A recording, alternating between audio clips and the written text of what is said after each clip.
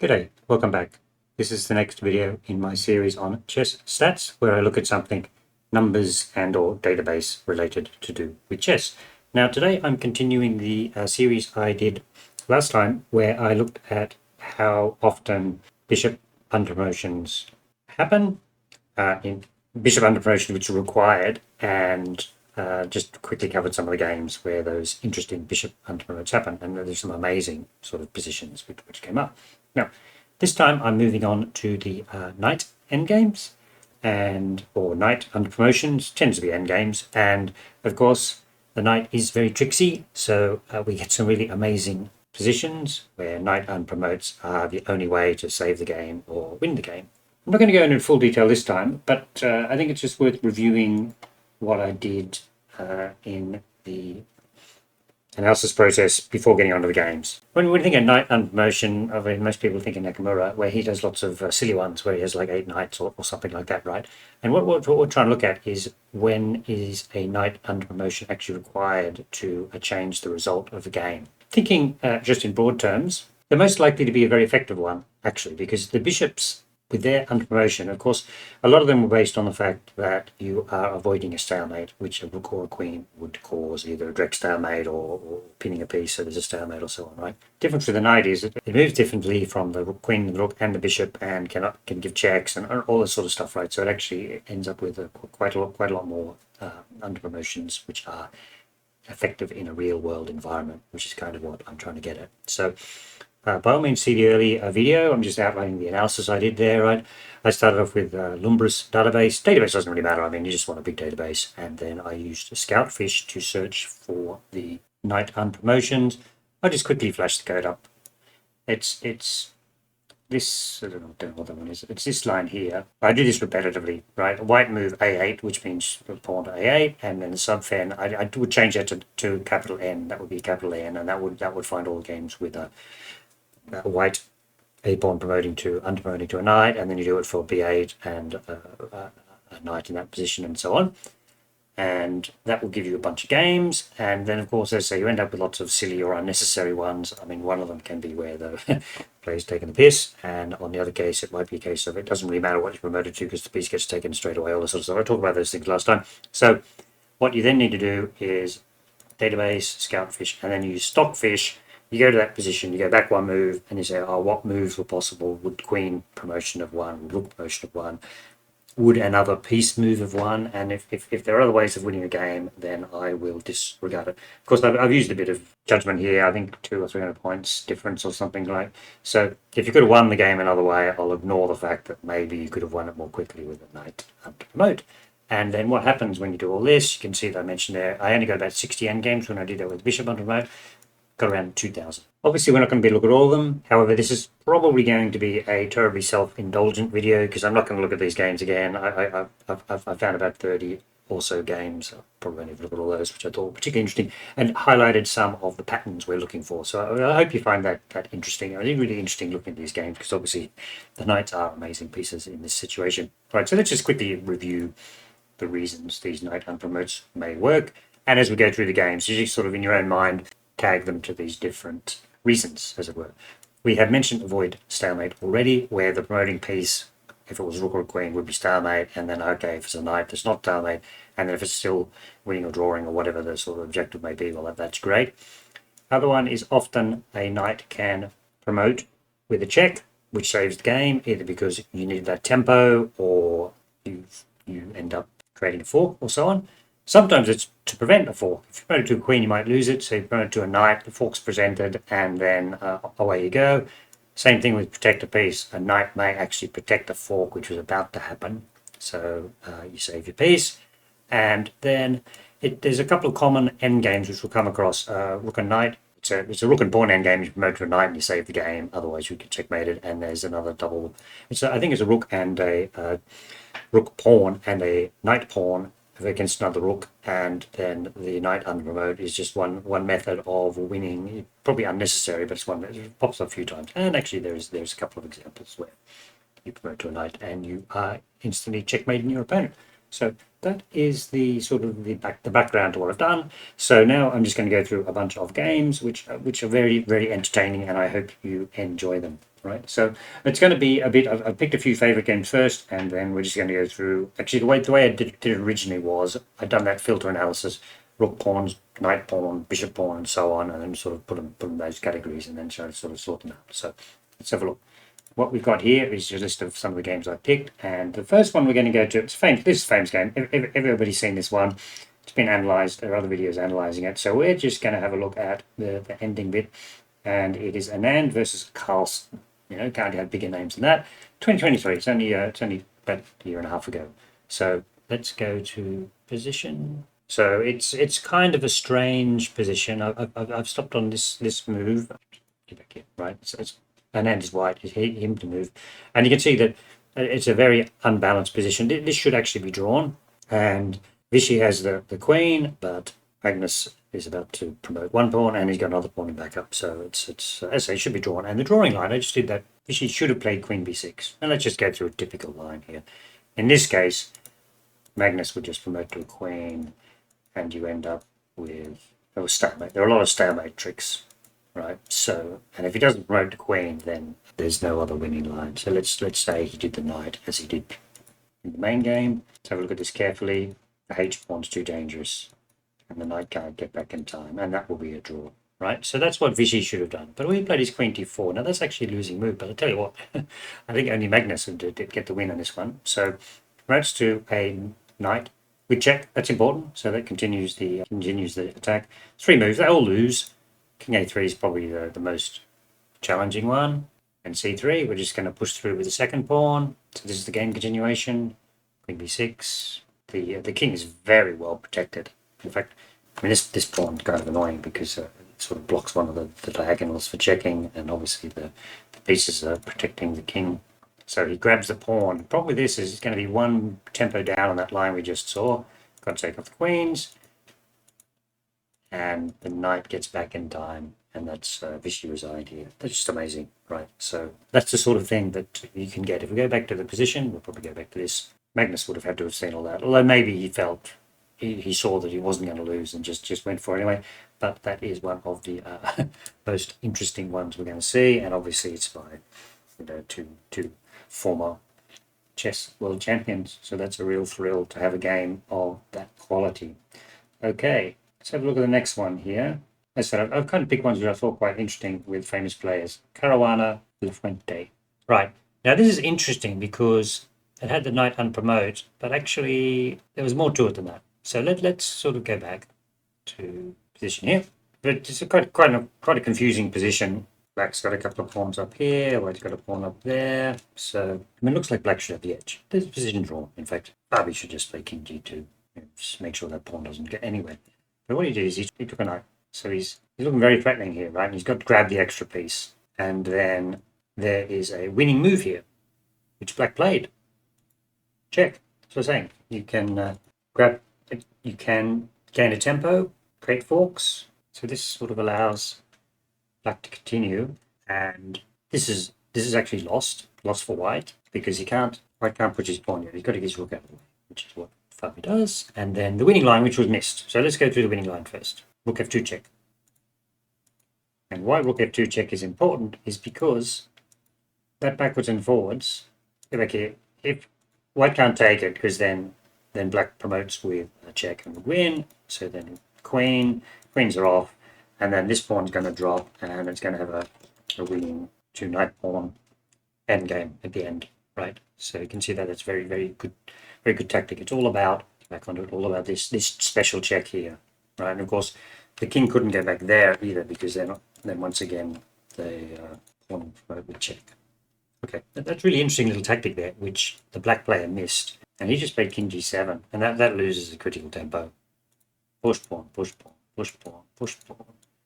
Take, and then now this is winning for white. Right, so that was interesting. It was a really well-crafted knight unpromote. Should have won the game. The guy missed the next tactic, and that was that. Okay, so now we're going to go to another very famous game. Nakamura-Kramnik. Now this is when he actually did a very Nakamura, but he pops up a lot actually, to be honest. But this is a real one. So let's have a look at what we're talking about here. Position, and it's a bonkers position. Look at the pawn. Just you need to spend a minute to think about it, right? We've got 3 black pawns there. They're all looking nasty. Got a white pawn here, but the problem is if it was in second, but the problem is if it queens and it becomes a queen, sometimes that doesn't work very well. So go back one move. C7 is being played. That's fine. And then this is where Kramnik plays E2. So now it's a problem. I think I put in what happens. Yeah. So the thing is that if white tries to stop this pawn, which he's obviously got to do, then you have to check. And I'm just following the line I put in, and then now the diagonals open up and the pawn drops. There you go. That's a draw. So white can't do that. White can't waste the tempo. There's only one winning move. Surprise, surprise. Promote to a knight. Winning move. Okay, king got to move. Now we grab the pawn. King comes up, and you can see we'll just continue the game continuation. There's different things which can happen here, but obviously both of these pawns are going to drop. That's what we sort of see in the next few moves. Not a lot black can do. Pawn's going to drop very soon, and then once the pawn drops,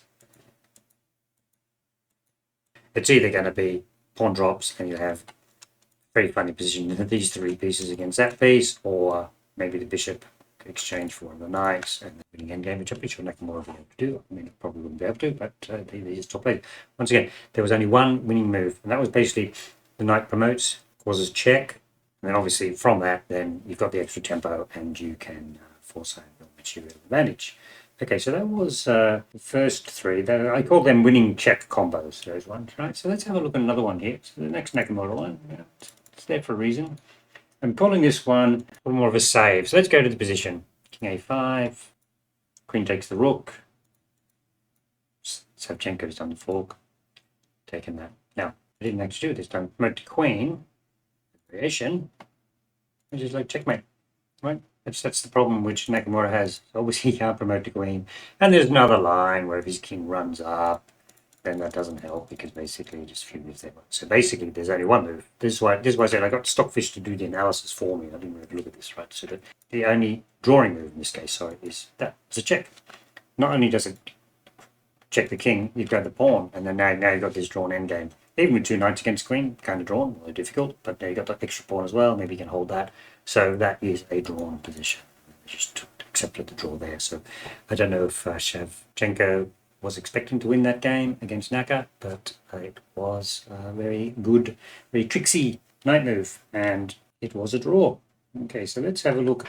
Okay, the next couple I'm going to show this draw in a rook endgame. Once again, we'll pick a Caruana game.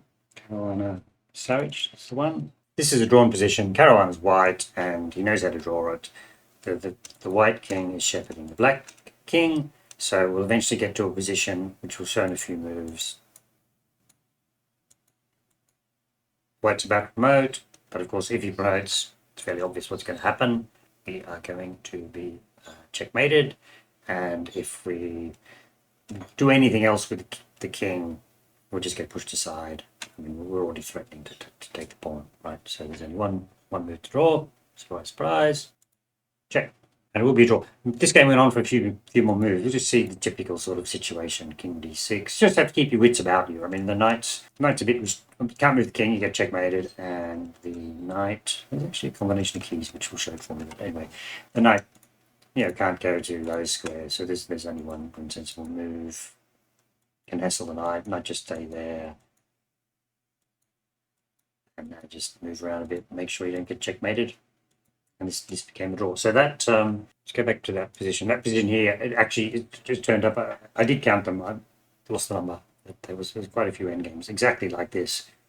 Strong players know that's a drawing a technique. Let's have a look. Actually, maybe we can just quickly look at another one. Yeah, Topalov-Aronian. Exactly the same. Just to bore you silly. Yeah, look at this. So, king comes up, threatening mate. Check, right? So that's... very important technique to understand, being able to draw that way if necessary. Okay, now what's the next game I've picked here? I'll go back to it. I'm looking now at just rooks pawns, and a few of these themes will show up repeatedly, right? So there's one Kravtsiv-Ding, 2017. Ding was in a bit better form back then. So let's have a look at the position, which is evolving. Okay, so this is what I'm saying. This is another endgame. There are different ways of winning it.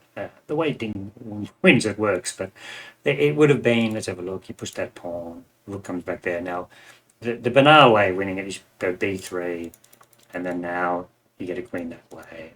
That's fine, right? So that probably would have been another way of doing it, but what Ding chose to do is he did check, king comes into a very exposed position, and of course that's checkmate already. That's much faster, right? So if you sort of get into this, it's not a great position the way Ding has it, but there we go. Knight unpromote to mate, and queen wouldn't work because right. So let's see what happens if you promote the queen. Creation. Let's check here. Nice skewer. King. Anywhere really.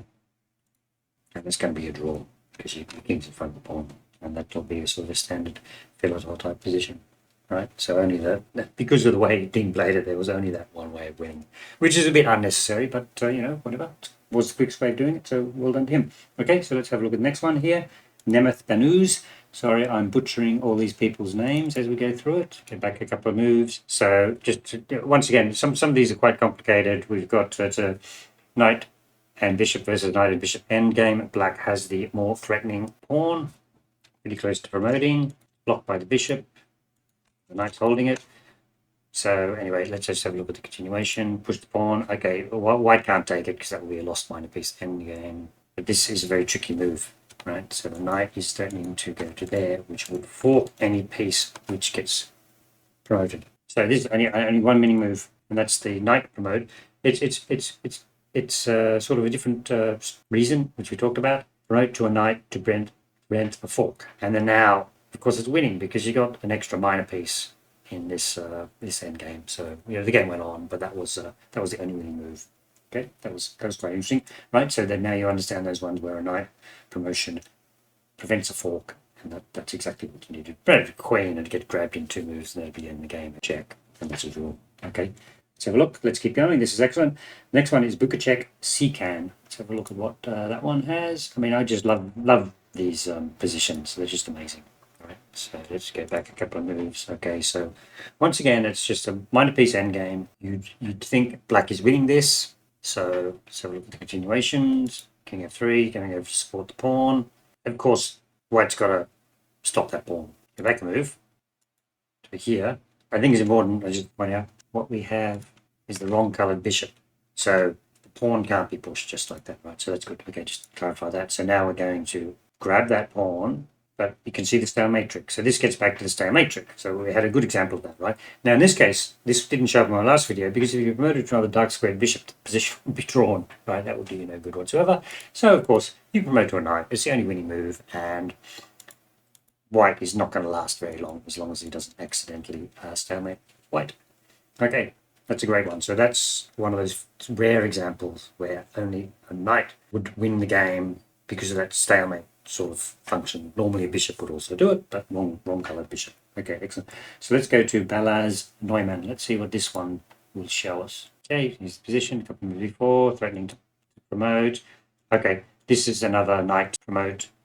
A little bit different. There are other pieces and pawns on the board, but has the same effect. Okay, so that was a quick one. I think we didn't need to show that. Alavkin-Kanep. Let's have a look what this one is. Bishop d8. Just get that bishop d8 displayed, and you just need to sort of look at the position, and you can see that the white rook is holding the pawn from promoting. His idea is that there's obviously a mate threat here. So only one drawing move. He's just going to get mated unless he promotes to a knight, which is what he did. King takes the pawn, and this is going to be a draw. Now this one, right? So this is the preventer fork because you've got this threat here. If you promote to anything other than a knight, so otherwise you'd be losing if you did that. But you promote to a knight, and then although white's got that pawn, it's going to be a draw. Let's set that one. Prevent a fork. Go to Al-Tarboush. Bishop takes a2. Oh, this one's a crazy position. You can't imagine in this position that the sort of the knight unpromote is so important. Okay, so white's in check. Gotta move. Okay. Can't take that pawn because you're going to be roasted on the a file. Checkmate straight away, right? So he's got to move somewhere else. Moves to c2, and this position is actually, apart from one move, totally winning for white. Stepping mate on h7. A lot of the lines take that pawn. This pawn's being held, so it stops the protection across the 7th rank. Just a crazy position. And if the second best move is rook takes f7, bishop takes f7, and then that's kind of +5 to white. So there is, of course, a drawing move. Knight under promote.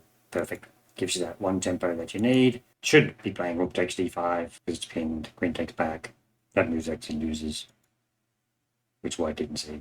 So that is another example of just need that extra tempo. A check on promotion gives you the tempo. Skip the next couple because I got many of these. I want to go to Howell. David Howell had one of these, right? Our good friend David Howell on take. This is a really good example of once again preventing a fork. Here's the position. Let's say we promote the queen. Oh, bad luck. You just got forked and you're going to lose, right? So obviously what David played was promoted to a knight. And this position's drawn. Let's keep going. Let's say this is terribly self-indulgent, but I found all these games and I really thought they were really interesting. So I just wanted to sort of document, let's say. Right. So here's another crazy position. Now, problem here is that the queen is attacking, black queen is attacking the white queen. And if you promote to a queen, then we'll take your queen and we're just totally winning. Yeah. So that doesn't work. And what does work is promote to a knight. And then now, because you've effectively won a piece, and then now the ball's on the other foot, because now we are attacking his queen. Well, but his queen's protected, right? So, okay, logical thing to do is take the knight, which is not played. We just take that knight, and then you're going to be a lot of trouble on the king side. In fact, that's totally losing. So the game continuation was a much more restrained queen move. Knight comes out.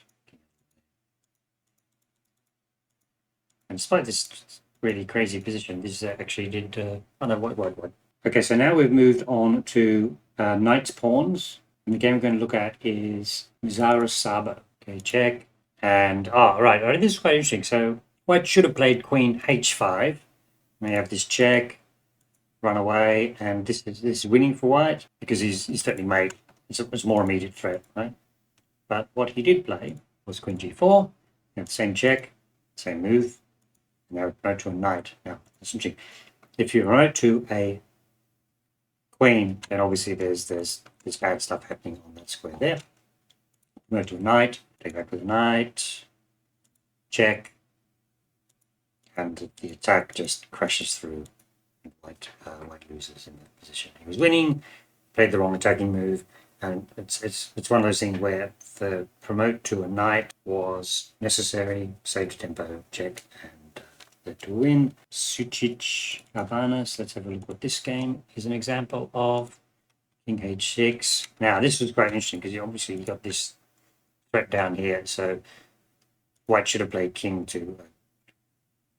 White should have played g4 in this drawing, but he played king d2, trying to sort of come across. What's going to happen here? Perfect. This is a knight, both forking and protecting where the queen was. And then now that's easily winning in game for black. So that was quite well done. And let's have a look at an older game, Karpov-Timman. See how this one worked out. Right. Okay, this is quite a good example, right? So c4 check, take with the rook, queen h7, and if white, Karpov, promotes to a queen, well then it's a draw, but perpetual check. So of course he promotes to a knight, and that maintains the win because there's no perpetual check. I mean, white can get out of that like that, freed up the square.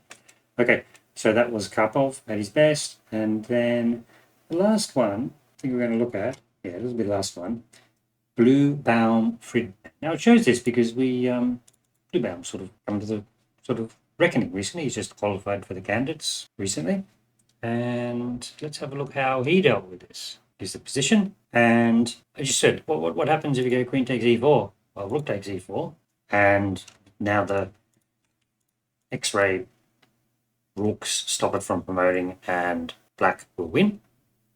Okay, so what about just promoting your queen? Well, unfortunately, we have this battery down there, and checkmate, so we can't do that. So white is in a lot of trouble here, except he has the drawing move, promote to knight with check, saves on tempo, and effectively gives an extra piece.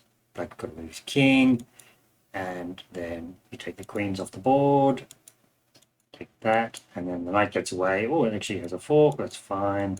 And this position is kind of a strange position, but it ended up being a draw. Okay, right. So that's a list of games. I mean, I could go on forever. I've been I've filtered out a few as I was going along, but I just think it's really interesting. You can see this whole bunch of reasons why the knight is often a really important piece as an underpromote. You know, avoid stalemate, winning or drawing check, and preventing forks, protecting pieces.